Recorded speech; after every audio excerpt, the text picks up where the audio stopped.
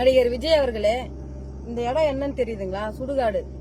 2 வருஷத்துக்கு முன்னாடி உடம்பு முழுக்க தீ காயங்களோட, அண்ணா விஜய் அண்ணா என்னை வந்து நேர்ல வந்து பாப்பீங்களா, என்னுடைய தீ காயங்களுக்கு மருத்துவ உதவிக்கு எனக்கு வந்து உதவி செய்யறீங்களான்னு உங்களுடைய தீவிர ரசிகை 17 வயது சிறுமி சௌமியா உங்களுக்கு உங்க கோரிக்கை வச்சு உங்களுக்கு வந்து ஒரு காணொலி வெளியிட்டு இருந்தா.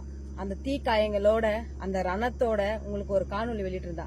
அந்த காணொலி அந்த வீடியோ வந்து தமிழ்நாட்டில் உள்ள அனைத்து சேட்டலைட் தொலைக்காட்சியிலும் ஒளிபரப்பப்பட்டது. ஆனா அந்த குழந்தையோடைய அந்த அவல குரல் உங்களுடைய செவிக்கு கேட்கல. அவ்வளவு ஈவு இறக்கமற்ற குணம் நடிகர் விஜய்.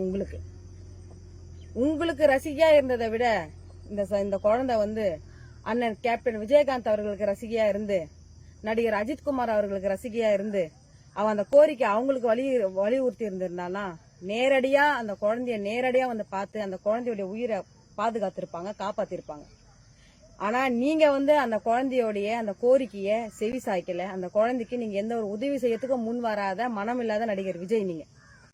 நீங்க அந்த குழந்தைய அன்னைக்கு நேர்ல வந்து சந்திச்சோ இல்ல அந்த குழந்தைக்கு மருத்துவ உதவி ஏதாவது நீங்க பண்ணிருந்தீங்கன்னா இன்னைக்கு இந்த குழந்தை வந்து உயிரா இருந்து உங்களுடைய மாநாட்டுல உங்களுடைய கொடியை வந்து பிடிச்சிருப்பா. ஆனா நீங்க அப்படி செய்யல. டிவி காயில இருக்கிற என் தம்பி தங்கைங்களுக்கு ஒரு அன்பு வேண்டுகோள் எடுக்கிறேன்.